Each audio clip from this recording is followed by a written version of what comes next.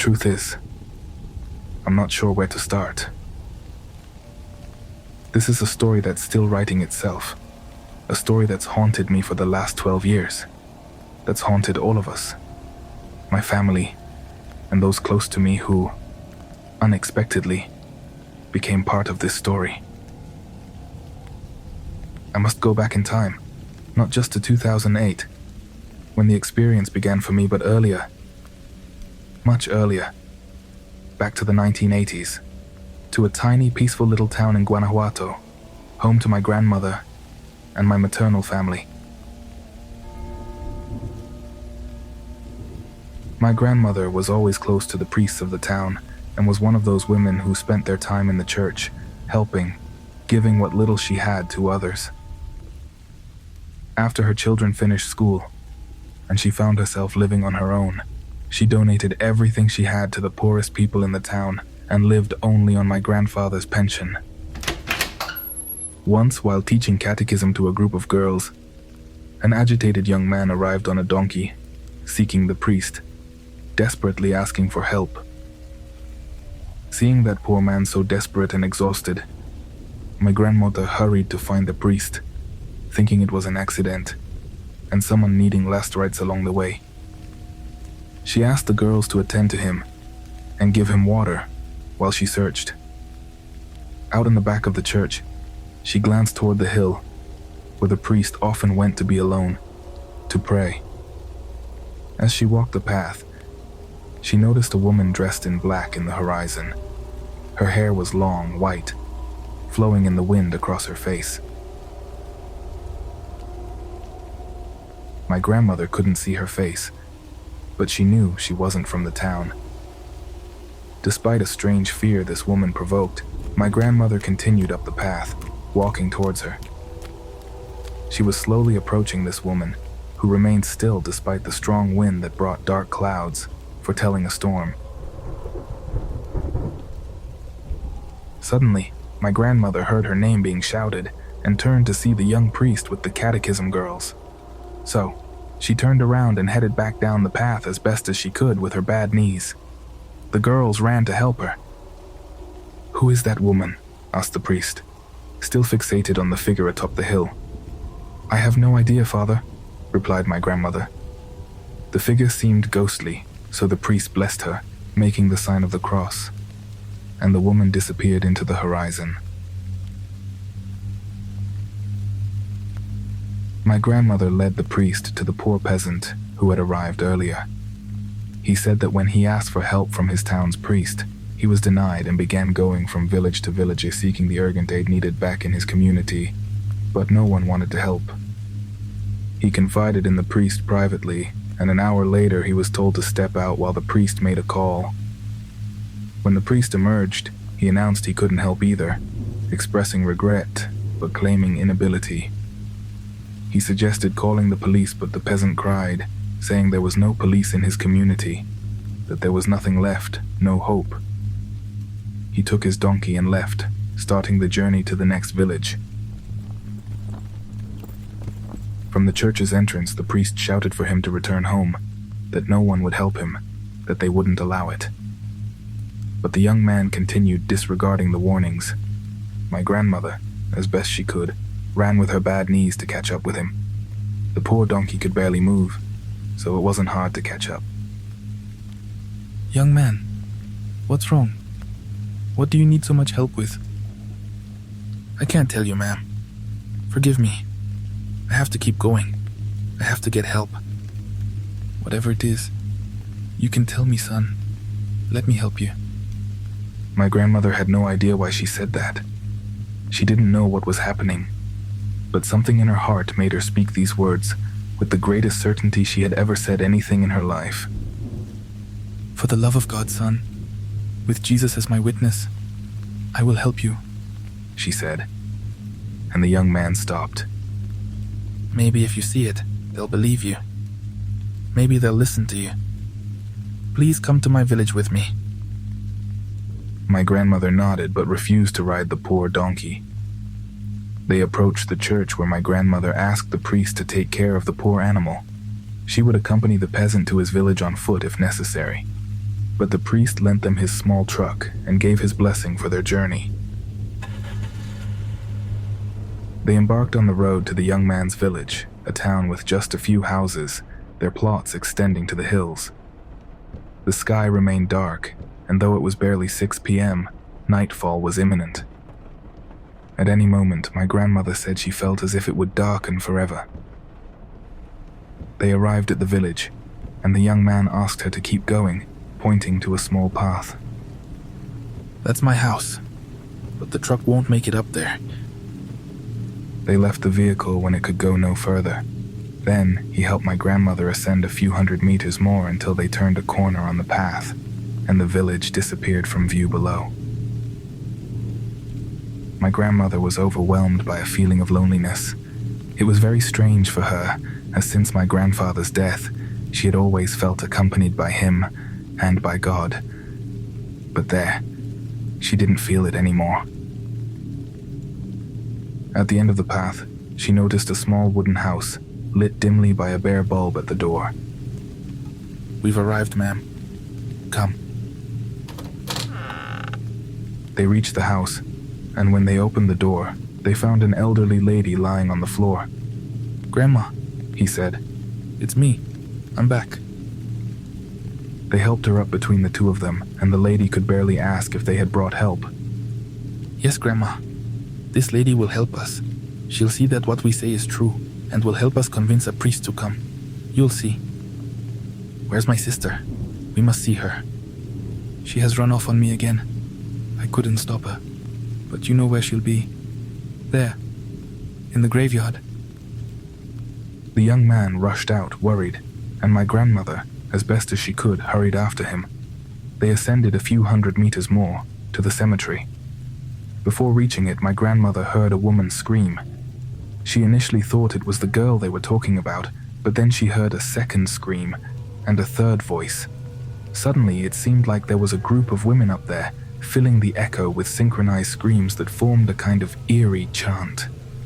She managed to see the cemetery, and the young man rushing inside. And a few meters ahead, a naked young woman was digging into the ground like a wild animal, digging a grave. The young man somehow controlled her, held her hands. My grandmother wanted to keep walking, to help, but she couldn't. Something had pinned her to the ground. She couldn't utter a word. She couldn't pray for some reason, but she saw how the young man carried the woman and hurried out of that old cemetery. When he reached my grandmother, the young woman seemed unconscious. "Come on, ma'am. We shouldn't stay here," he said. The screams continued in the distance, and my grandmother had to ask, "Who's shouting, young man? Who are those women?" "Leave them, ma'am. Please come," he said, turning to look back at the cemetery. "Walk, ma'am. Please walk, and for heaven's sake, don't turn around." So my grandmother walked alongside the young man, helping to support the unconscious woman, but those screams behind seemed to draw closer. It felt like they were just a few meters away, walking right behind them. My grandmother couldn't pray.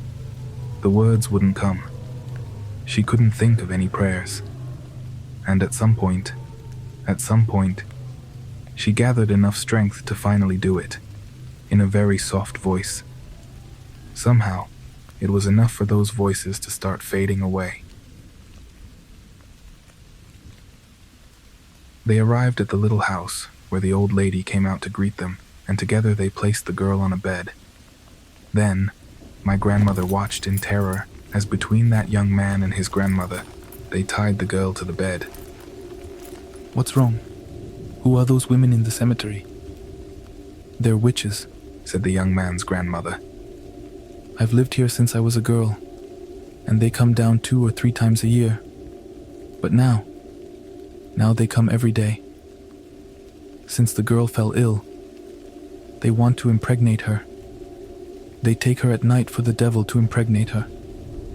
And my girl gets worse each time. She doesn't seem like herself anymore. It's like other people speaking inside her. But we don't know how to help her." The house's dog started barking outside, and my grandmother looked out the window. Standing on the path, about 40 meters from the house, was that woman in black and white hair, the same one she had seen yesterday by the church. "She wants to take her," said the young man, rushing out to shout obscenities at this woman.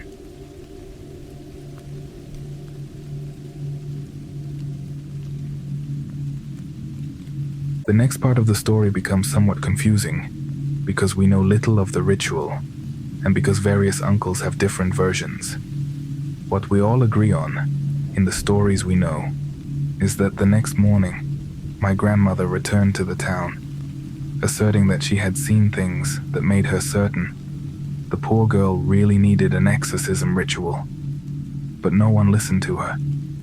They ignored her as much as they did the poor peasant boy, until the young priest from the church gave her a name and an address. She had to go to Guanajuato and find Father Lucas there. A few days later she succeeded, with the help of one of my aunts who took her, and they found an old Italian man who seemed anything but a priest. His house was more of an art studio, and he explained that he had left the church more than 3 decades ago, fleeing Europe, where he had lived his whole life. Now he lived peacefully in Guanajuato, painting pictures that no one bought. But that didn't matter. He lived peacefully. He was happy.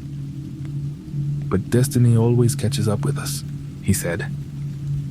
My grandmother explained what was happening, and the man apologized, saying his heart was on its last legs. He wouldn't be of much help.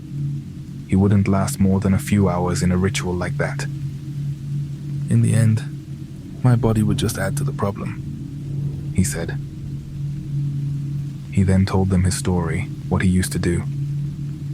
Before his retirement, he was one of the last exorcists who participated in more than 15 rituals. He claimed to have had seen Lucifer in the eyes. Opening a locked wooden box, he took out a crucifix. "This is the most powerful weapon I had in my career," he said. "This is a crucifix used in exorcisms for generations, for hundreds of years. At some point, my mentor gave it to me, but I had no one to give it to."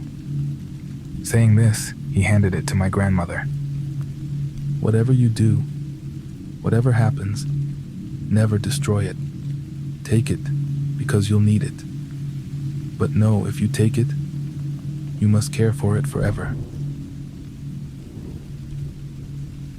That was the last time they saw Father Lucas, who never got to explain what this powerful crucifix could do. Later, my grandmother, with that crucifix in hand, and alongside the young priest from her church without actually performing an exorcism per se, visited that small house every night until the girl returned to herself. She never wanted to describe what they did. It was a secret she would take to her grave. But she did ask my mother that when she died, she would keep that crucifix forever. No matter what happened, she implored, my mother was not to leave it in my grandmother's house in Guanajuato when she passed away. A house that she eventually donated to the church to make an orphanage. My grandmother was almost 90 years old when she died, on July 16th, 2008. We went to bury her, and days later, we returned home. My mother had that wooden box in her hands, just as my grandmother had asked. When we entered the house, all the light bulbs flickered at once, then burst. We should have guessed what was coming. We should have seen the sign of the darkness looming over us. The time of darkness approaching.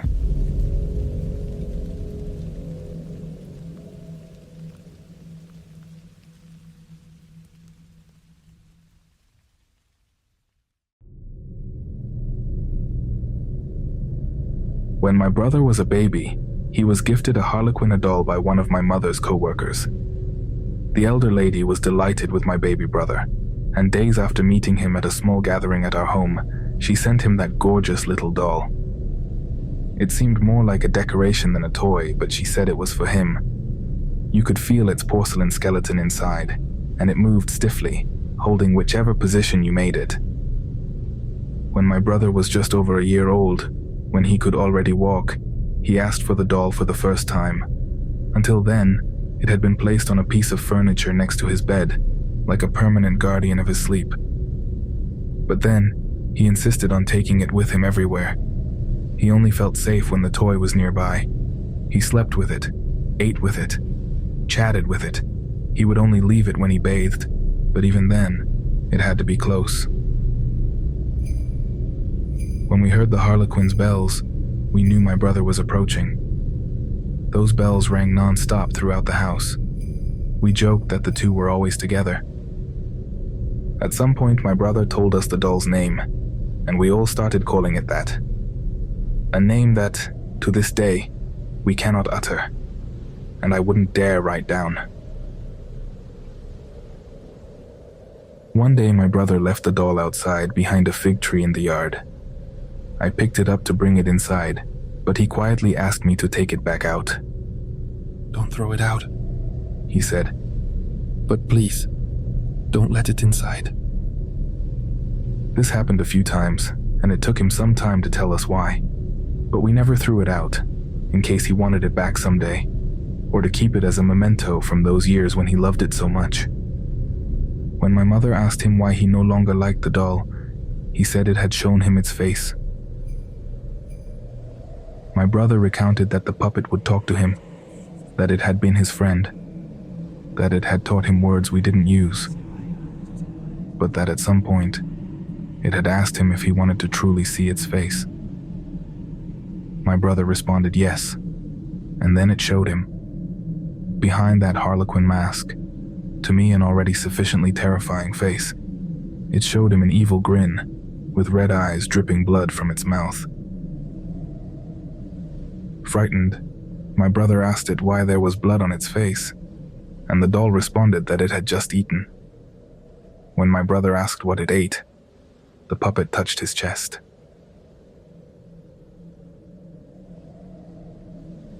At that point, we still reacted as any normal family would, thinking it was just a child's imagination, although, of course, we knew he wouldn't ask for that doll again. We put it away in a little wooden shed in the yard, along with some of my dad's old tools and some boxes of things we no longer used. That's where that Harlequin ended up locked away, but not forever. Around that time, since my father was no longer with us, my uncle Marco moved in. He helped around the house but was mostly there to support my mom, who was so emotional during those months. My uncle was a rock. That's why we were so surprised when we heard him screaming and saw him burst out the back door and run into the yard, disappearing among the trees. I remember my mom and I rushing out, but as we ran after him, my mom told me to go back inside and check that my little brother was all right. So I did. And upon entering his room, I saw him praying in his bed, common before bedtime but odd at that time in the middle of the night. He kept praying to his guardian angel, the only prayer he knew.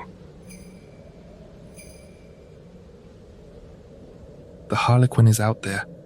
Again," he said, "Again." repeating those words over and over. At that moment, I realized he had told me this before, that at night, the Harlequin would call to him and show him its other face. It would threaten him from the yard, screaming at him to let it inside. But I never paid attention, never mentioned it to my mom or to anyone else. It was as if something had blocked me from truly hearing it that whole time. Through my brother's window, I saw my mom and uncle walking back towards the house.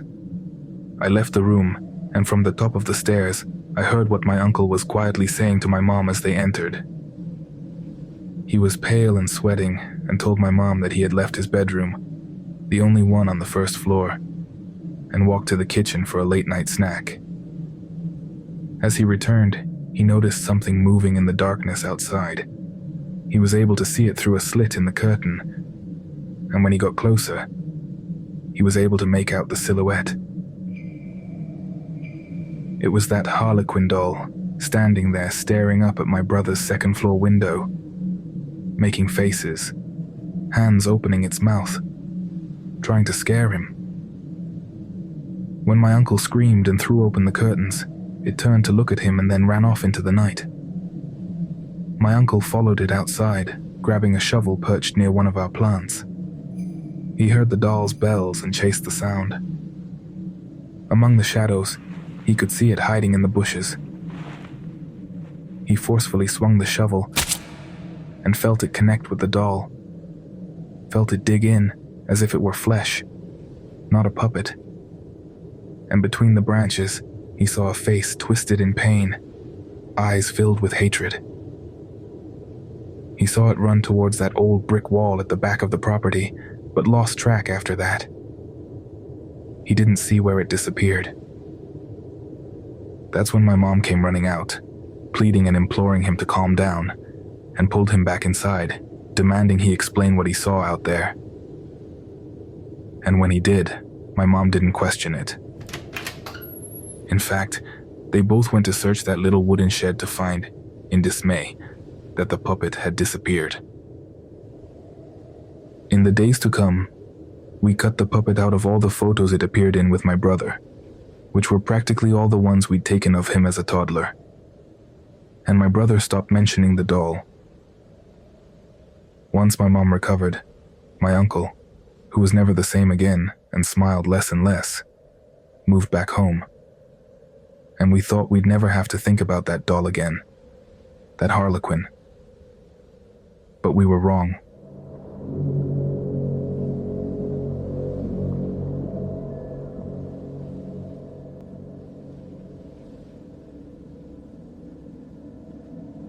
Years later, and days after my grandmother died, we returned home. My mother holding tight to a box with my grandmother's crucifix inside. But we entered to find all the light bulbs exploded. We should have realized then what would follow. We should have seen the dark omen looming, ready to swoop in. My brother, who at that point was 18, changed the light bulbs while I helped my mom search for a space in her closet to hide the box, as my grandmother had done. Perhaps after sharing the story of my uncle and the Harlequin, you won't believe me.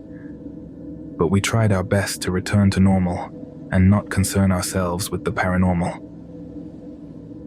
We chose not to revisit the story, one we thought was simply from a child's imagination. Perhaps the musings of an uncle who, half asleep, thought he saw something sinister in the shadows. It wasn't a difficult story to avoid. Besides, we hadn't seen my uncle in ages.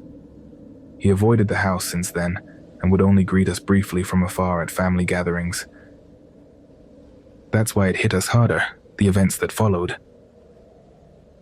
I was awoken one night at dawn by the sound of my mother vomiting in her bedroom next to mine. I worried and headed to her room to check on her. When I knocked, the sound ceased, and my mother called out from inside, asking if it was me at the door. I responded yes, and she told me to come in. As I entered, I noticed my mom tucked in her bed, peering out from beneath the blankets. I was surprised. I thought she was very ill and had thrown up in bed, so I rushed over asking what was wrong. "I'm very scared," she responded. "Scared? I heard you vomiting, Mom. What's going on?" She assured me she hadn't vomited. That's when I heard it again.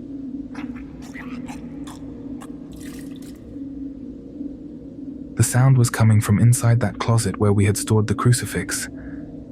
I pulled her out of bed and rushed her to my room. We didn't even open the closet doors to look. In my room, we prayed for an hour and then slept next to each other, shaking. We called my Aunt Martina the next morning. She had moved back to town a few years prior to care for my grandmother. And although my grandmother's home no longer belonged to our family, my aunt built a place nearby, and the townspeople began treating her as part of the community. The church ladies stopped in to visit her. People on the street or at the market would ask her advice. Even before my grandmother passed, my aunt understood that her role was important to these people and decided to help however she could. On her own now, with grown children, she found herself in a similar position as my grandmother did, when she chose to devote her life to God and the townspeople. When we finally reached her late that night, she pleaded that we return the crucifix to her. My aunt recounted, "All I know is that whenever anyone in town needed my mother's help, she would go to their homes accompanied only by that crucifix, and upon returning to the church, would hide it behind the altar of St. Michael. It has, I don't know, a lot of energy. When she fell ill, and we took her to the hospital, I brought the crucifix back to my house, and I don't know if you'll believe me, but one afternoon, halfway through watering my plants after returning from visiting her, I caught from the corner of my eye someone moving around inside the house. I was terrified, but I leaned in to see who it was, to see if it was an intruder, or someone I knew, who had let themselves in thinking I was home.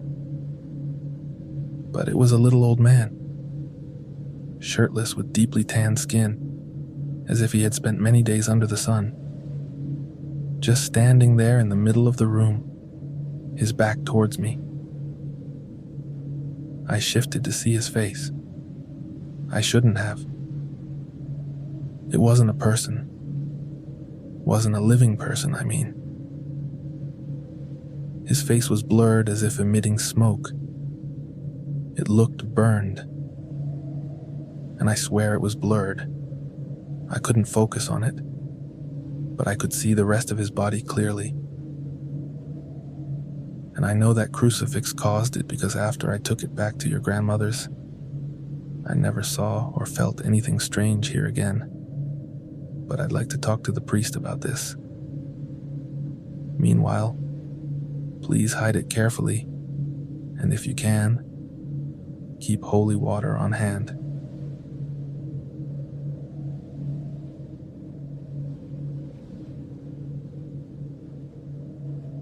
My aunt didn't call back until the following weekend, although she continuously texted us to make sure we were okay. In those messages, we briefly recounted what we were experiencing, first at night and then even during the day. We could hear someone in the house coughing as if sick. We heard what sounded like vomiting, but now not just from the closet. It came from every corner, as if from within the walls themselves. My mom and I were scared to death, but my brother refused to believe it, mocking our apprehension.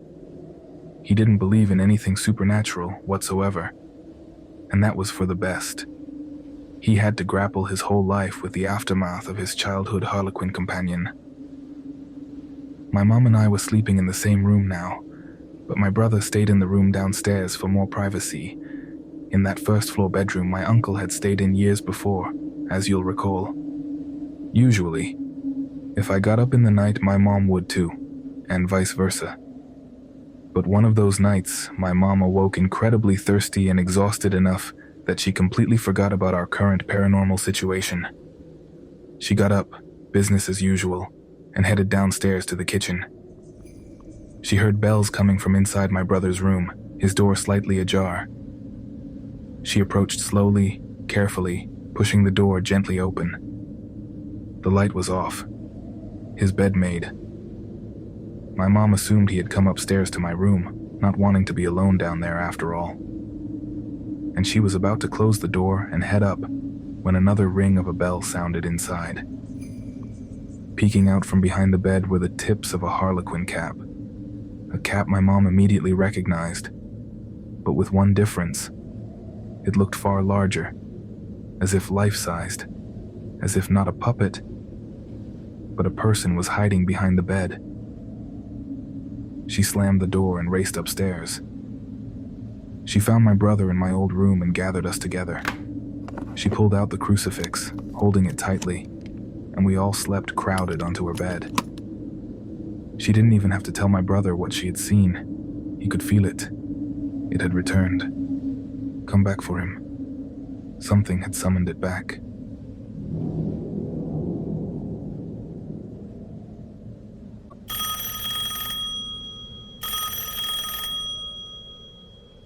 My aunt's call that weekend did little to calm us. That young priest who had assisted my grandmother with her rituals was no longer young.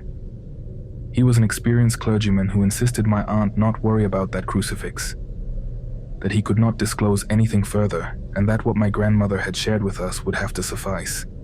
He was reluctant until my aunt explained what we had been experiencing, and realizing the suffering its presence would bring, the priest's expression changed. He urgently pleaded for its immediate return. It was an extremely powerful relic, but with a dreadful destructive capacity, and he recounted its history. A centuries-old crucifix used in exorcisms across the globe, passing between the hands of exorcists through generations until, by some twist of fate, it ended up with my grandmother. She was willing to risk her life to save a soul, but did not know how to wield the crucifix. And the young priest assisting her at the time did not either. And this crucifix, which held some power of its own, garnered from the faith of those priests and the battles won against so many dark entities, became a threat, and the place it resided would prompt a tremendous reaction from any low soul nearby. The priest also shared that Father Lucas had come to him to recount more details. He said beings sent from Lucifer are always around us, lurking nearby, provoking us, and sometimes they sleep, for years or even centuries, lying in wait for a victim to surface. This crucifix could awaken them, incite a fearful response from any demon it crossed paths with or any evil spirit. Nothing that reacted to this artifact harbored good intentions, and it would especially provoke those inhuman beings. "Return it," my aunt said. He pleaded. "Return it before something bad happens." But he could not receive it himself, and my mother did not want to take it to my aunt either. And at the thought that she would have to endure its presence, my mother did something we now know was a terrible mistake. She drove out to a wooded area on the outskirts of town. She parked along the highway, got out and walked among the trees, feeling a presence always behind her. Upon arriving at a tree burnt by lightning, she felt it was the place, far enough in, and there she buried the crucifix. The worst was yet to come.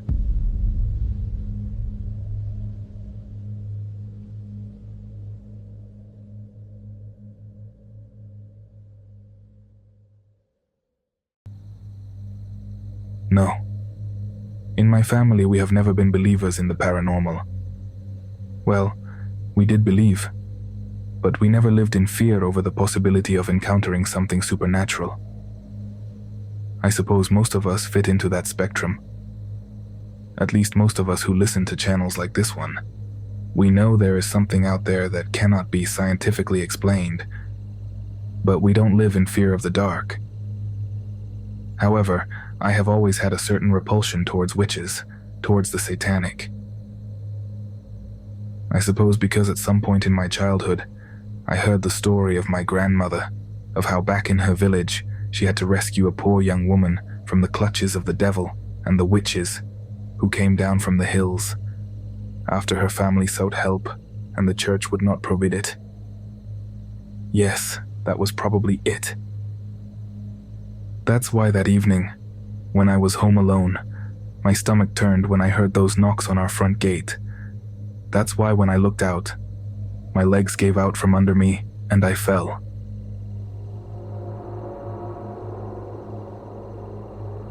When I saw at our front door a woman dressed in black with very white hair, standing in front of our house, calling out to us.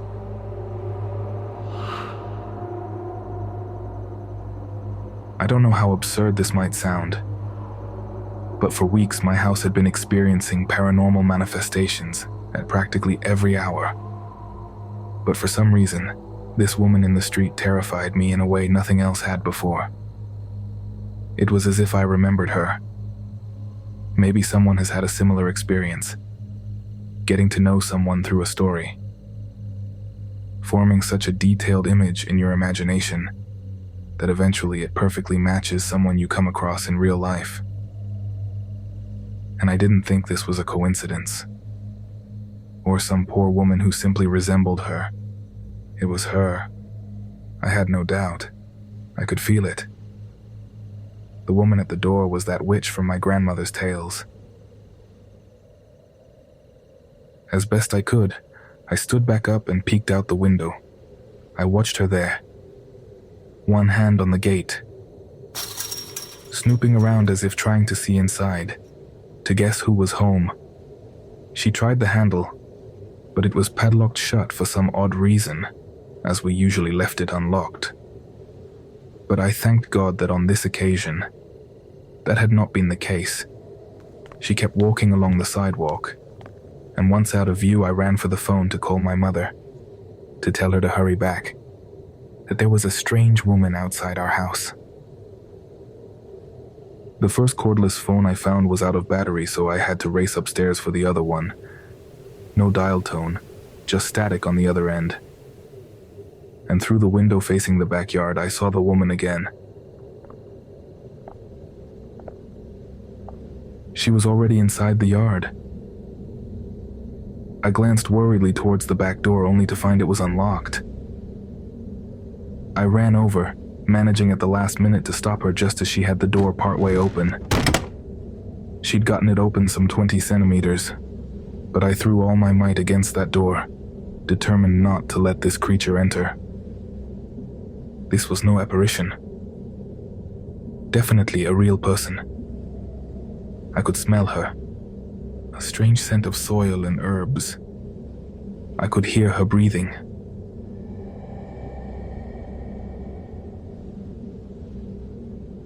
This story will never be as terrifying as the moment itself, I can only say. Of everything that occurred during this ordeal, that moment, feeling that woman on the other side of the door mere inches away, that was the most terrifying thing I lived through. Because I lost control. Because I blurted out, "We don't have it here." And I don't know why I said that. But once those words left my mouth, I knew what I was referring to. We don't have it here. My mom buried it outside the city in the woods. I kept talking. I even gave details about the location. Details I didn't consciously know, that I later learned my mom shared over the phone while I slept beside her. I don't know if my brain reacted defensively to save myself with stored information or if someone else probed my mind. Yes, something forced me to divulge it. I stopped feeling the pressure on the door and managed to close it. I stood there frozen, blocking the entrance a good 20 minutes more, even though no one was outside anymore, until I finally heard the gate clang again. This time it was my brother unlocking the padlock. He had finally come home. By then, he was always looking for any excuse to avoid being home. His room was impossible to inhabit. Something very odd happened every time we walked past. We'd suddenly hear someone inside. The door would abruptly open on its own, and we'd catch a glimpse of the Harlequin's bells hiding behind the bed. But the three of us would face it together, march in there, and turn on the lights only to find nothing unusual. Until, finally, one day, we locked the bedroom door and pushed a heavy piece of furniture against it. Still reluctant to sleep in our mom's room, my brother took over mine while I left her door open with the hallway light on. That was our new bleak reality. But everything that had started when we brought that relic into the house worsened following that woman's visit. Something definitely shook loose when we first carried in the crucifix. It was as if the house had abruptly awakened, as if those frightening things that scared us even then had always been there, dormant, only now suddenly stirred awake by some looming threat. But contrary to what my mother intended when she took it far away, hoping to protect us and anyone else, she had left us defenseless, unprotected in the face of whatever had been awakened.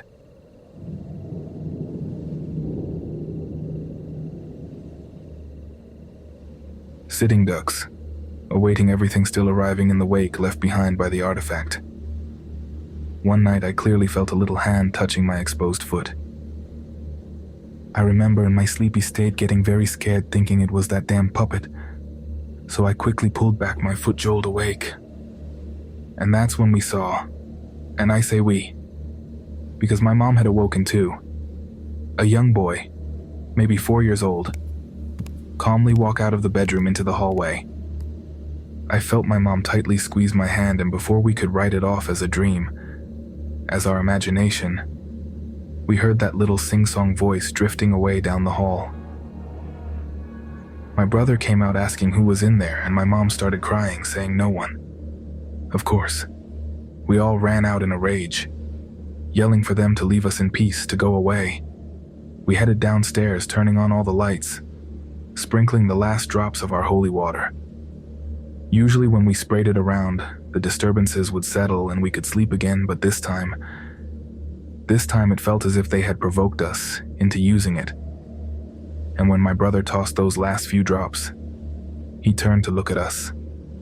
He knew he'd made a mistake. Something in my brother broke at that moment. My mom helped him upstairs to his room. He seemed to be having some sort of episode. His childhood terrors had resurfaced in this grown man. His blood pressure spiked, and while my mom attempted to calm him, I boiled water to make him the herbal tea we were instructed to have on hand. I heard a stealthy movement behind me over by the stairs, just outside my brother's room, like someone creeping around, trying not to be noticed. Even with the door shut tight and that heavy furniture still against it, I was terrified. As soon as the tea was ready, I raced past that door up the stairs. And I just knew that if we opened that door again this time, there would absolutely be something inside. I brought the tea to my mom and brother. He looked awful. My mom told me to check out the window. I won't ask you to believe what I saw next. I won't ask you believe any of this, really. I share this mostly with those very few, maybe 1 out of every 100, every 1,000 even, who've had their own paranormal experience and know anything is possible. I also know there will be people hearing this who will mock me.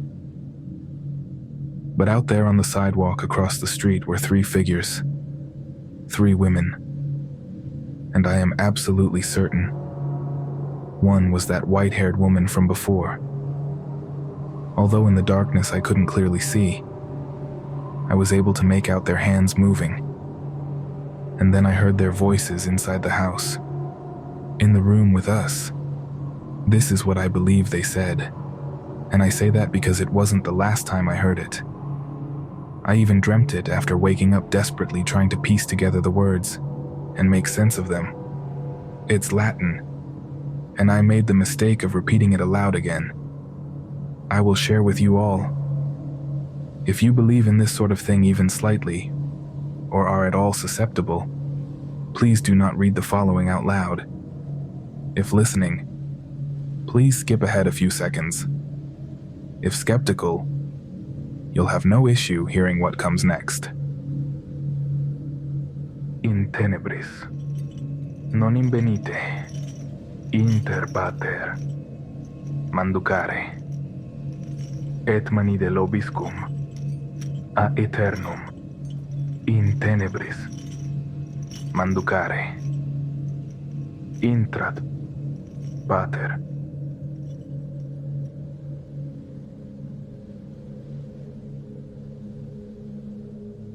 The women walked down along the sidewalk, disappearing from view.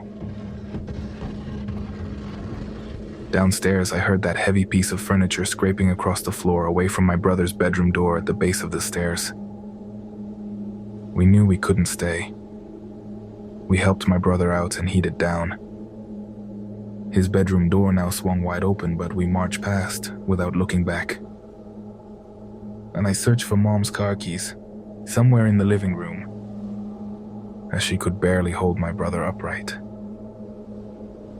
When I found them and shouted, my mom whispered, Don't turn around. Don't look back. I slowly made my way over to her. I felt a presence at my back. Something like eyes boring into me. We carefully exited.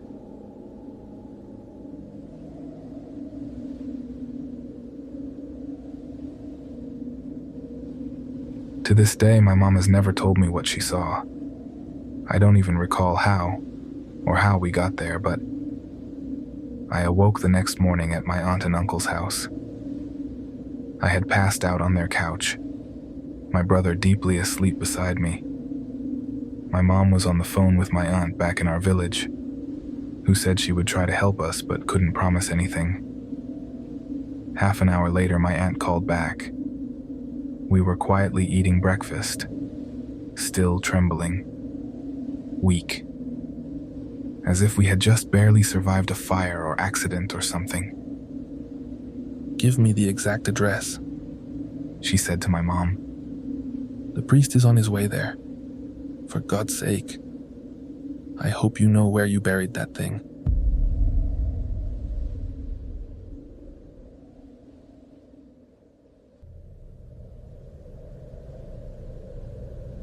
What would you do if you found out there was an artifact used in hundreds of exorcisms around the world in your home? An object that became a catalyst for negative energy, for all things evil. A powerful weapon that poses great danger. Picture having a grenade in a house full of children. Yes, it could provide protection in an emergency, but it also represents an imminent threat to everyone around it. That's how the priest explained it to us. I couldn't possibly recount all the paranormal things we saw while we waited for the priest who knew my grandmother to arrive in the city. But he got there just in time, because things at home kept getting worse. My brother's girlfriend visited the day before the priest arrived. When she called him from outside, my brother peered out the window and waved. When she entered the house, she asked about me, but I wasn't home. I was at my godmother's. But my brother's girlfriend swore she had just seen me when my brother waved from the window. She said I was on his back, arms wrapped around him, throwing my head back and laughing. My brother had been very reluctant to talk about what was happening to us, fearing what people might think. At that point, he had to explain everything, but, well, his girlfriend didn't take it seriously. And here, I want to stress again how hard it is to share these kinds of experiences, because even people who believe, who have seen things, have a limit to what they're willing to believe. We tried to stay out of the house as much as possible until the priest could advise us about what to do. Because, at that point, we were naive enough to think that by keeping our distance, we'd be safe. My brother was going to stay with his best friend who lived nearby, but after hearing the Harlequin bells again, he decided to spend the afternoon at his girlfriend's, on the opposite side of the city. He felt better the more distance he put between himself and those damned bells. He saw me leave for my godmother's house early that morning, but I didn't know what time I'd be back. Around 8 p.m. he grew worried. He felt a pit in his stomach and called the house to ensure everything was all right. He said the phone barely rang once before someone picked up. He heard my mom and I arguing loudly in the background, though we didn't seem to hear him shouting, trying to get our attention. He said my mom was kicking me out, screaming horrible things at me that my brother couldn't bear to repeat. Then he heard a small, mocking laugh, and the line went dead. My brother thought his imagination was getting the best of him.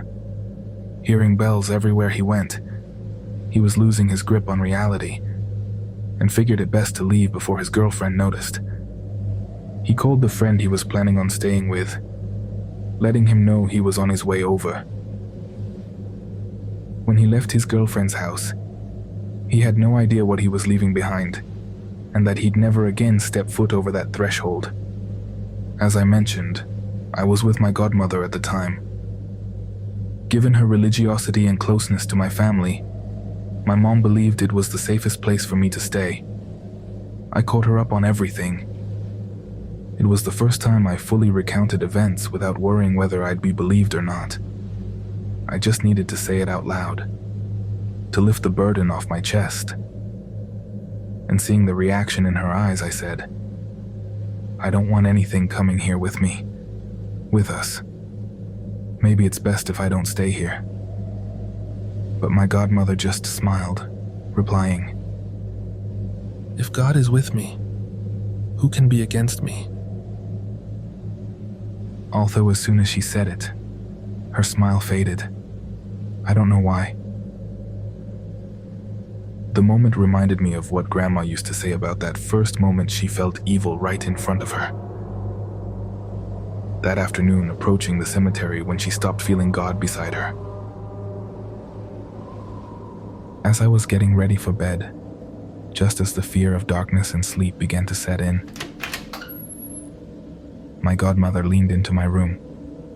She motioned me into the hall with her. I followed, but I couldn't see where she had gone. Suddenly I turned to see her quickly enter another room. An empty room she didn't usually sleep in. I slowly made my way down that dark hallway, barely able to see nor find the damned light switch. The darkness was growing hard to bear, but I pushed on, looking for my godmother, until I heard a sound behind me in her bedroom. I ignored it, continuing to the room she had entered. The door was open, a dim light coming from within. As I got closer, I found her lighting candles. She signaled me inside. I asked, "Godmother, is everything okay?" She responded, "No, dear. There's someone in my room."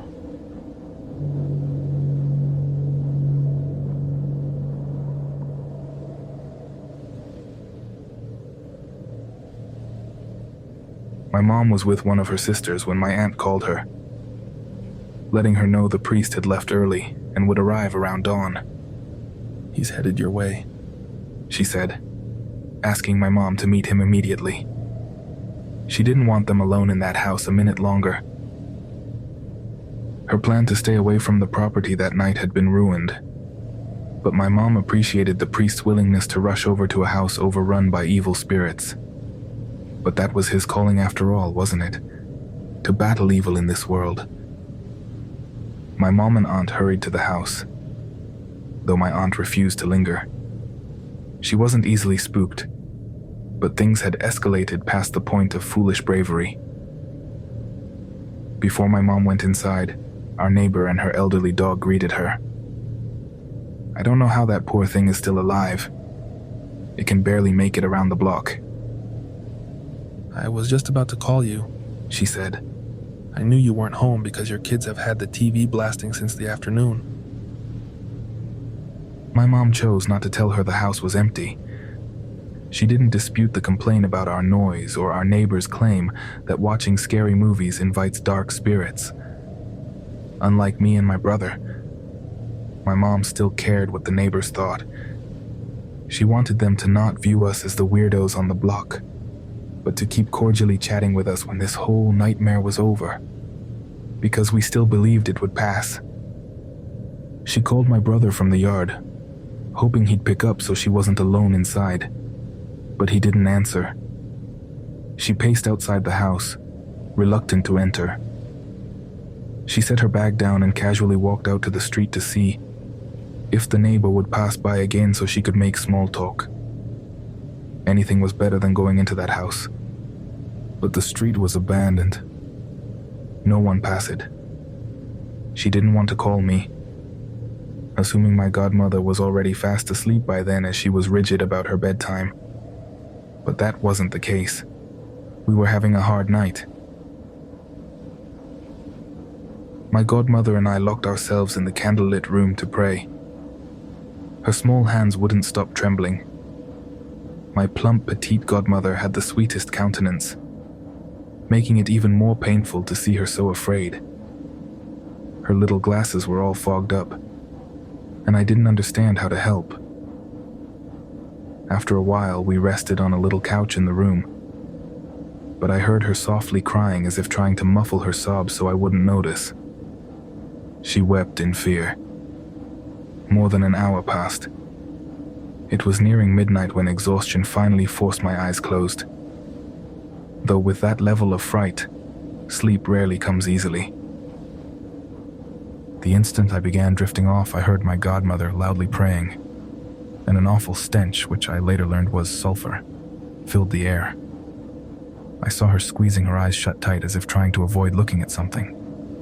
I could clearly see her face in the candlelight that dimly illuminated the room. I heard a shuffling sound at the door and turned to glimpse something darting out of view. The door handle glowed red hot. I rushed over to check on my godmother, asking what was wrong. After a few minutes, I managed to calm her enough for an explanation. She recounted that she was still softly praying when she noticed me dozing off. Then the stench arrived, followed by the sound of the door slowly opening, though nothing and no one was visible there. Until something leaned down from the ceiling, hunched into the corner. My godmother said it was a dark figure with horns and a goat face. But there were two dreadful details.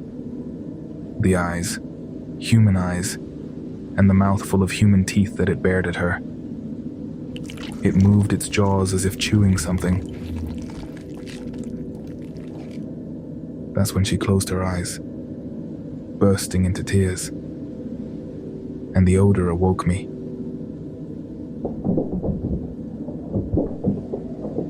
There were noises outside the room of someone or something rummaging through the house.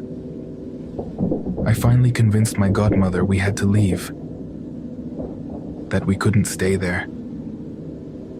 No, this is my home. My home, she repeated, even as I helped her into a coat to face the cold front that had blown in. We slipped out the back door, running from the house without looking back inside, where it sounded as if someone was still snooping about.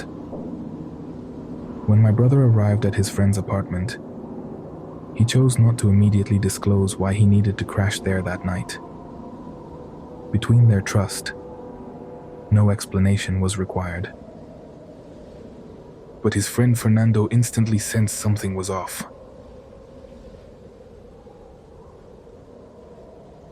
do you believe in ghosts? My brother asked, realizing they'd never breached the topic before. His friend replied, Sure, there's 2 here. My mom says so anyway. I've never seen anything myself. She says they're the old couple who built this place. As he chattered on, my brother grew anxious, wondering if whatever that damned crucifix provoked had attached itself to him. The last thing he wanted was to hear about the home's history of hauntings. Oblivious to the distress it caused, Fernando merrily recounted the tales until my brother had a full-blown panic attack, same as the one he had the other day, when he realized that damned Harlequin had returned. He sat down, trying to regain his breath, as Fernando called for his mom before hurrying for water. His mother rushed into the room in her nightgown.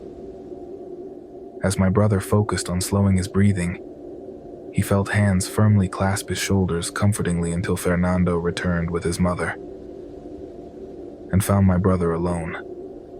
No one had touched him. I need to go home. We have to go to my house, he stated. Fernando grabbed his keys without question, and they quickly left.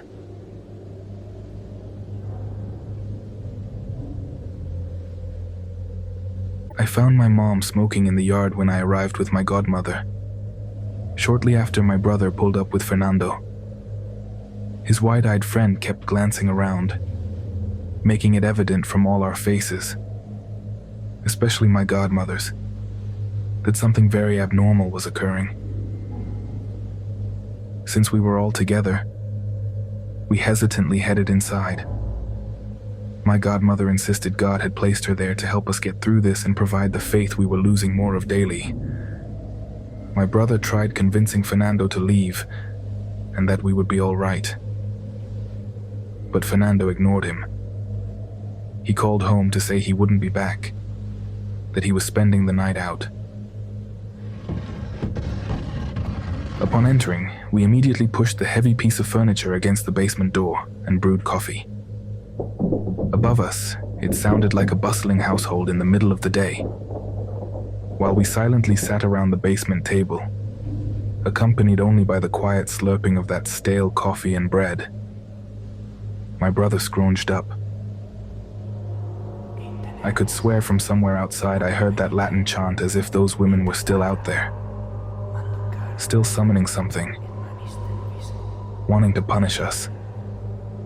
And despite it all, despite having witnessed the supernatural among us, even within those walls, those women filled me with more dread than anything, especially the white-haired one, the one who had stood inches from me, attempting to break into our home.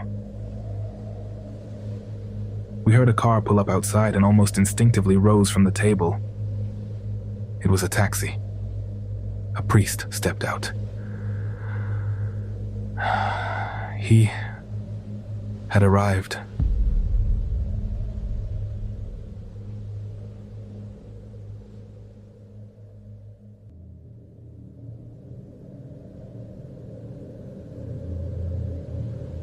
The priest finally arrived at the most critical moment, when we were beginning to lose our grip on reality, when the tightness in our chests seemed to start choking us from the inside. When he entered and we welcomed him, we felt something very strange. Like his aura, his energy was a gust of fresh air into the hell we were living in the house. As if he carried with him pure, positive energy. That's what I felt anyway. But later in the kitchen, my brother asked me, Did you feel it too? I asked what he meant. It was clear to me. He said, Grandma came here with the priest. The priest spoke with all of us for a bit, including my godmother and my brother's friend. Then we gathered in the living room to decide our next steps. Forgive me, but whatever we do must happen tonight, he said. I'm certain I'm not interrupting your sleep. If this is what I suspect, I doubt you'd be sleeping anyway. We all nodded in agreement. We knew he was right. We sat around the sofas, except Fernando, who leaned against the half wall, separating the living room from the kitchen. I noticed he kept glancing back towards the window overlooking the backyard. My brother noticed too, and asked if everything was okay. Did anyone come with you, Father? Fernando asked. There's a lady peering in out there. Right as he said that, we heard a loud shuffle outside as if a flock of birds suddenly scattered from a tree. We rushed to double-check the locks on the doors and windows, though the priest threw open the front door, running out to find whoever or whatever caused that noise. But there was nothing there. We caught up to him across the yard and could hear women's laughter echoing in the distance. We needed to recover the crucifix, but someone had to remain at the house. This lurking about was no coincidence. Who is it, Father? What's happening? My mom pleaded, but the priest seemed reluctant to disclose more than necessary. Perhaps realizing we were not the faithful he was accustomed to dealing with and would require further detail to cooperate, he explained the scene. Those women encircling, peering in, trying to get inside, reminded him of the young man from the next village whose family had sought out my grandmother's aid when this all began, when something got into his sister. I'm not saying the same thing will happen here, but there are things out there I can't even comprehend. I don't want to endanger you any further. Do you understand? We silently nodded. My mom and him prepared to head out, while my brother and Fernando insisted on accompanying them. But the priest urged their strength was needed in the house to remain praying over us, even if unbelievers. Pray, as hard as possible, he said. My poor godmother's eyes reflected a growing terror, but I knew she didn't regret trying to keep us safe. Noticing her distress, the priest whispered something privately to my mom, who then asked if she'd join them on the errand. Half an hour later, they finally left to recover the artifact. Meanwhile, Fernando, my brother, and I hunkered down for a long night ahead. As soon as they drove off, someone knocked loudly on the front door. We cautiously went to check and found the neighbor from earlier, the one who had spoken to my mom at the door. She said she had noticed some odd activity and wanted to check in with my mom, but saw her speed away in the car looking very upset. I tried to politely assure her all was well. As we spoke, the neighbor kept glancing behind us, towards the second floor, or maybe the roof. She hesitated a moment before asking if we could keep an eye on her dog. My brother tried brushing it off as unnecessary, but Fernando eagerly welcomed the elderly hound inside. The neighbor thanked us with a tense smile before rushing off. The dog immediately stationed himself at the base of the stairs, intently gazing upwards. Well, we've got the downstairs covered, Fernando joked. Nothing was getting past that guard dog. No sooner had he uttered that when a door creaked open somewhere above us, causing the dog to leap back several paces, though he remained at guard, clearly unnerved by something. Meanwhile, my mom, godmother, and the priest silently continued out of the deserted city, taking the highway towards that wooded stretch. My mom slowed searching for the exact area she had stopped at previously. So, Father, began my godmother, we're going to get that grenade like you called it, to have it back in their home. No, ma'am. We seek that crucifix, which is as dangerous as a grenade, because it may be our only help now, replied the priest. My mom pulled off past some roadside food stalls, looking ominous in the surrounding woods' darkness. Yes, it's around here somewhere. Just ahead, I believe. They drove on a bit more, struggling to recognize the changed night landscape until they arrived.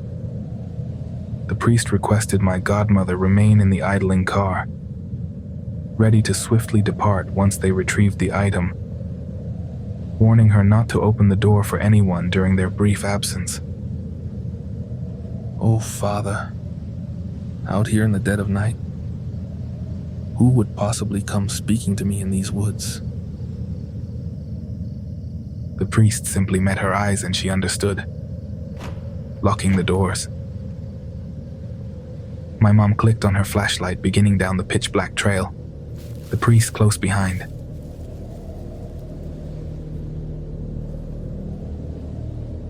In the house, the dog remained like a statue fixed in front of the stairs. We prepared very strong coffee. We didn't dare turn on the radio, the television, or anything. We were prepared to run away or defend ourselves against whatever was about to happen. Someone knocked on the door and the dog let out a shriek. It went straight into Fernando's arms. Even though we were expecting it, it took us so by surprise that we got up and turned in every direction. We didn't even know which of the two doors it had come from. When they knocked a second time, we noticed. They were knocking from inside that bedroom in front of the stairs, the one with a piece of furniture blocking the door. The one no one had entered in a long time. Fernando began laughing nervously. He kept repeating that there must be someone there, that someone must have gotten in, and he walked, as if to move the furniture and check, but we stopped him between the two of us. There's no one there, I swear it. There's no one, my brother told him. Leave the furniture, please. Someone turned the doorknob and opened the door. The only thing stopping it was the furniture. When Fernando saw this, he pushed to stop it and asked us to help him. Yes, in a second he had changed his mind. It was clear that there was something inside. Something that under no circumstances could we allow to come out. The dog ran behind us and bounded up the stairs to the second floor, where it was barking very aggressively at something.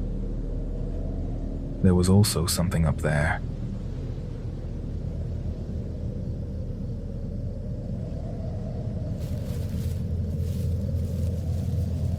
My mom and the priest advanced through the woods. It was absolutely dark. They couldn't see anything beyond what they could illuminate with their flashlights. They felt they would trip with every step. Wait. The father said to my mom. Turn off your lamp. They both turned off their lights and remained silent. In the distance, they heard footsteps. The priest whispered for them to maintain absolute silence, not to breathe. And at that point, my mom's eyes were able to adapt to the darkness. She says that just a few meters away, she was able to see a woman with long white hair passing by, walking in the same direction they were headed. They waited a minute after she had gone by to whisper and decide what to do. She's here for the same reason, the priest told her. She must already know where it is. No, Father. We're nearly there. We have to hurry. It's under... No, he interrupted her. Don't say where it is. Just point when we get there. They kept moving forward. The priest turned on his flashlight, but covered it with his hand. He wanted to illuminate as little as possible, reduce the chances that they would be seen, or that anyone would know which way they were headed. A gunshot rang out in the distance, deep in the woods.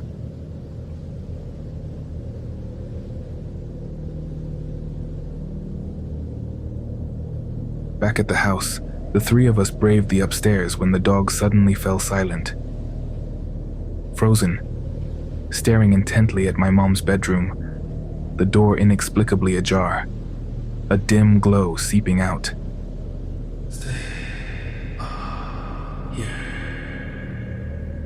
Commanded a woman's voice, an elder's voice. My brother squeezed my hand reflexively in our frozen shock, but the dog no longer barked. And then that signature scent wafted up to us. The heavy perfume of grandmother's garden, of damp soil and flowers. Fernando started towards his phone. He left charging downstairs but halted midway, gagging on a rotten stench permeating the first floor. We retreated, locking ourselves with the calm pup in Mom's room, determined to wait out the remaining hour till sunrise, till we were safely bathed in light.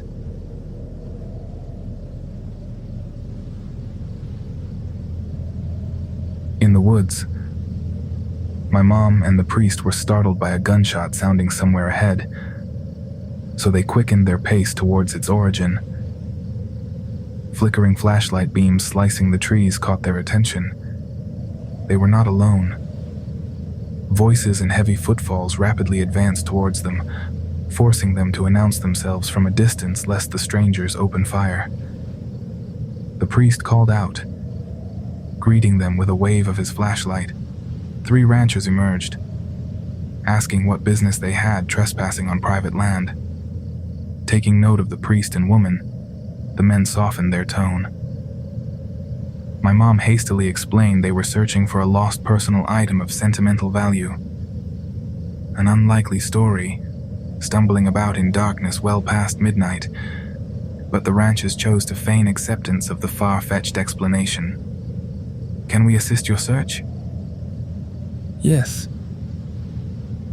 It's near a large burnt tree struck by lightning, I believe. My mother had said the location aloud, and immediately the priest knew their already limited time was now drastically diminished. The ranchers exchanged glances, pointing them just ahead, promising to await them by the deserted road. This is it, yes? Asked the priest, after they walked further. My mom peered anxiously, following the sweep of his light, settling upon the scorched, gnarled trunk. Yes, Father. Please help dig. Both dropped to their knees, feverishly clawing through the damp soil. My mom unearthed something solid and was horrified, realizing what it was. A porcelain leg. She knew precisely the puppet it belonged to. The priest swung his flashlight towards her, alarmed by her shriek. Half buried, a lone bell glistened back at them.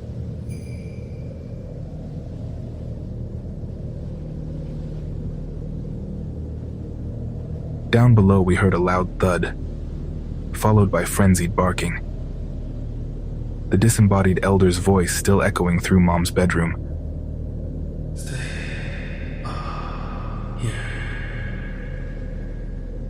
I'm not certain if any of us heard it distinctly, but we felt the command reverberating through us. We heard the downstairs door creak open. My brother edged towards the landing, catching sight of something deeply unsettling. Something that only truly sunk in once Mom recounted her parallel encounter. He swears he witnessed something roughly human-sized, dressed as his old Harlequin toy emerge, hopping on one leg before the silhouette scurried out the front door, the bells around its neck jingling after it into the early dawn.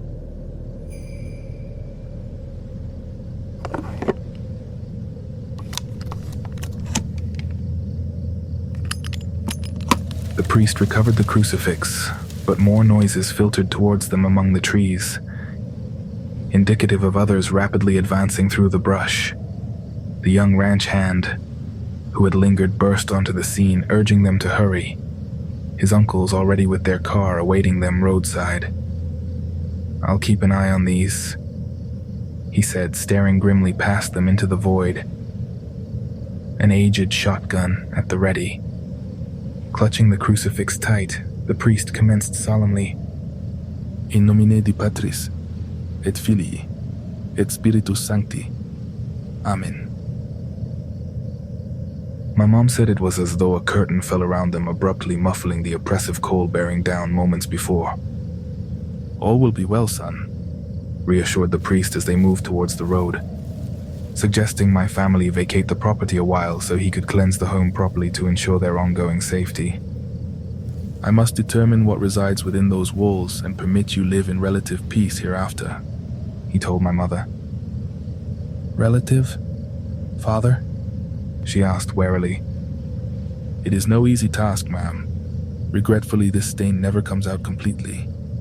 But done right, they should cease tormenting you, even if, to be frank, much of what arrived will remain, imperceptible yet still present.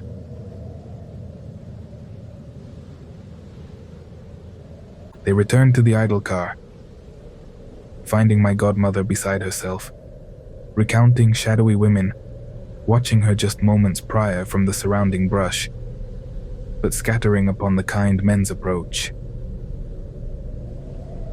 Back home, the new day was dawning.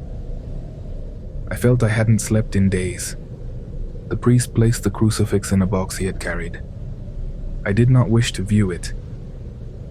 We all passed out briefly in the living room before rousing to my godmother and the priest cooking breakfast. My brother and Fernando returned the neighbor's dog. We're leaving for a few weeks, My mom explained. Though my godmother extended her home, my mother thought it safer if we put a greater distance between us and the city for the interim. As we packed our bags, the priest and my mom made a trip across town to visit the Mother Superior of a convent. The priest explained the object was a family heirloom that may one day require retrieval by us or others. I must warn it bears a precarious power, Mother. We shall bear it solemnly then, Father, awaiting your return. Not that we have sought its retrieval, nor do we plan to. We know not what reactions it may have elicited there. What we do know and regret is that while we enjoyed some peaceful years, following the priest's painstaking work on our home, the hauntings inevitably resumed over time. We know what transpired at my brother's ex-girlfriend's home, causing her family to cut all communication. We know what visits and interventions the priest has made to the church in Fernando's hometown. We have witnessed what was awakened. Things that still cling to my godmother's home today. Echoes, reverberating from those chilling chants. From Father Lucas's cursed crucifix.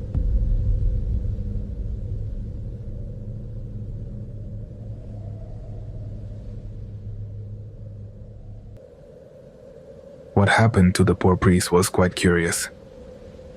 Even years after coming to our aid, we know he still deals with the consequences. As you've likely gathered from our experience, the brunt of what we endured did not directly affect the father. And in those days before returning to Guanajuato, he even had time to run some errands around town and wait for an acquaintance to pass through so they could travel back together. And so they did. But it was as if everything then came crashing down on him all at once. Several days later, all the exhaustion, stress, and fear that must have accumulated over time. When they turned onto the highway, night fell, and the priest dozed off. He said that in his dream, he could hear screams. Screams of women flying above the trees alongside the car, convulsing as if in agony.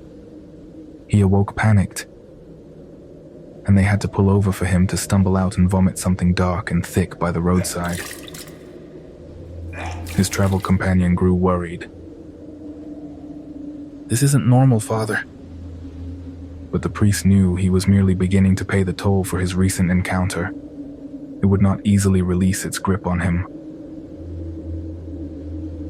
Days later, back in town, he happened to chat with a man in the general store who was from that neighboring village that the priest and my grandmother had traveled to for an exorcism years prior. There, the two were considered legends of a sort, though later priests resented and discounted their supposed heroics. Heard what happened back home, Father? Said the local mockingly.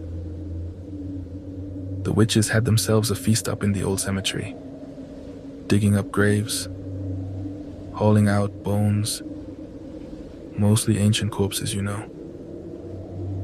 The priest was aware the small home at the center of everything had sat abandoned for years. That entire hill deserted. Not a soul daring to tread near that boneyard anymore. The remaining dead there bereft now of their living. What witches? Asked the priest.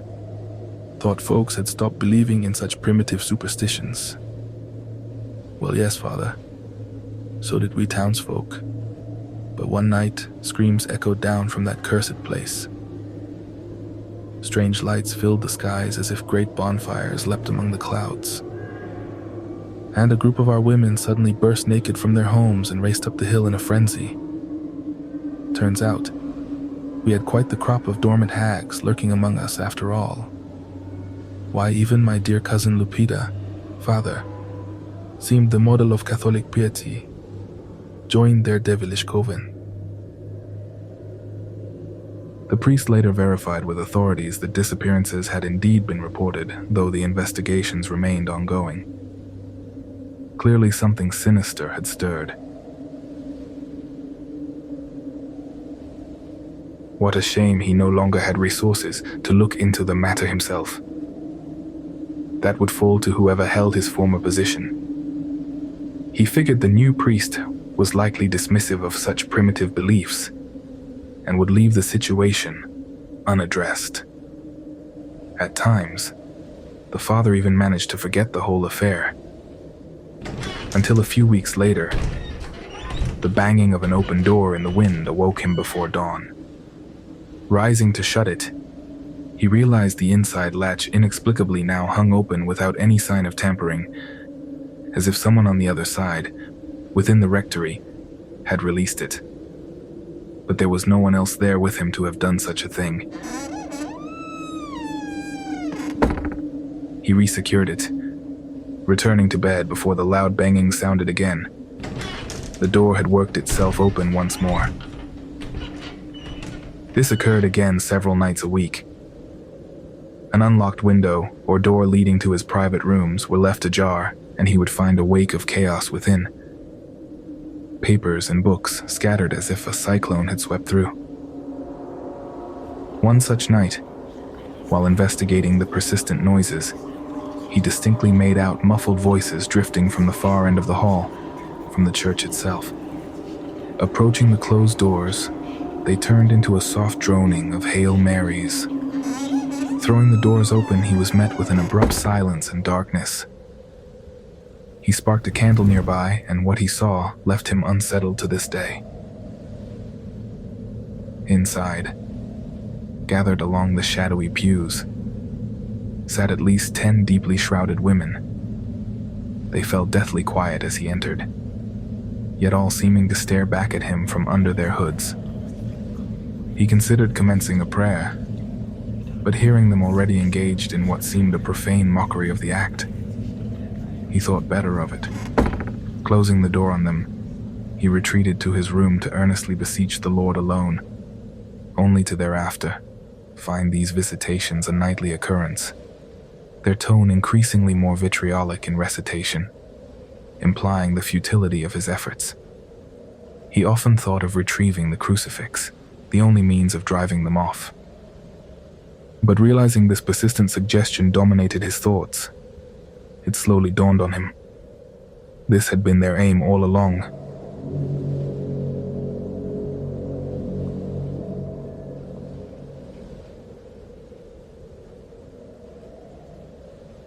The appearances continued, albeit sporadically, but the father managed to temper them somewhat over time by convincing himself that they bring only spiritual, not bodily harm.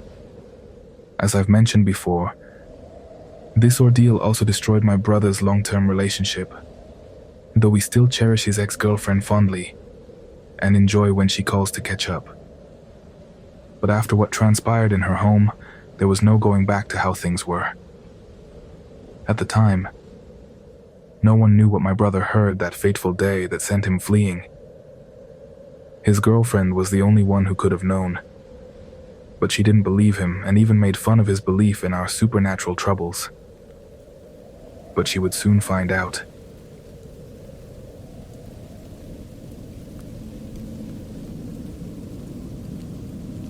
It was almost dinner time at her house one night. Her little brother was off playing with a neighbor, so they knew his bedroom was empty. But when their mother walked by, she heard footsteps echoing from behind the closed door, as if walking in circles. Perhaps wisely, she attempted to ignore it at first, but was unable to and moved to press her ear against the door. An abrupt silence came over her. Shaken, she tried dismissing it, but a crushing migraine left her tossing and turning in bed that night, unable to sleep until exhaustion finally prevailed. But the brief respite only led to fresh torment in the shape of nightmares. When she shared her nightmarish visions over breakfast the following morning, they aligned perfectly with our home's ongoing incidents. In the dream, she checked on her slumbering boy, only to spot a figure perched at the foot of his bed, smiling coldly back at her. A man in a Harlequin costume putting a single finger to his lips to shush her. Awaking near dawn, She rushed to her son, finding the room unnaturally icy, and the poor boy shivering, mumbling fretfully, until she instructed him to squeeze into his sister's bunk bed. Returning to collect some warm covers, she noticed all 3 family cats stationed in the middle of the yard staring at the sky. She called them inside, but the animals remained motionless, following something along the roof. In the car window's reflection, she too caught a glimpse of a shape hunched there matching the jester's form. She desperately tried writing it all off as bad dreams and stress headaches, but in 2 days' time, something occurred that forever changed their lives. Her youngest, merely 7, was finishing up her evening bath when an unseen figure entered the bathroom. Assuming it was one of her family members, she called out, requesting her privacy. But this imposing presence remained lurking behind the shower curtain. Backlit, she perceived only a blurred, towering form, with a leg that suddenly elicited a blood-curdling scream as it lunged towards her. Luckily, her father came running, grappling to calm his hysterical child, who was positive something had scratched her. Out in the hall, he glimpsed a figure vanish into his son's room. He followed, spotting a doll-sized silhouette scramble under the bed. The rest of the family crowded into the cramped space, helping lift the frame to search every nook and cranny to no avail, except for a tiny crevice in the wall, too small for anything but a mouse. When my brother's girlfriend frantically recounted these events to my brother, his inquiries regarding the attacker's missing appendage made the girlfriend's mother snap. She snatched the phone away and demanded he never again contact her daughter or set foot on their property.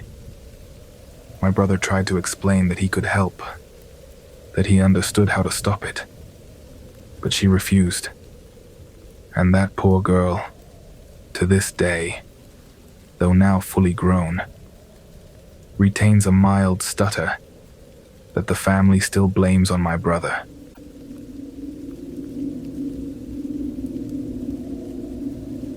We know it wasn't their last encounter with the entity, likely taking refuge there after our attempted eviction. But they have never shared any further details with us. If, by some twist of fate, this family ever comes across our account, we wish to deeply apologize for all they have endured and continue experiencing, extending our offer to finally help if they would allow it. Should any new details around these stories emerge, please know, our community will be the first we share them with.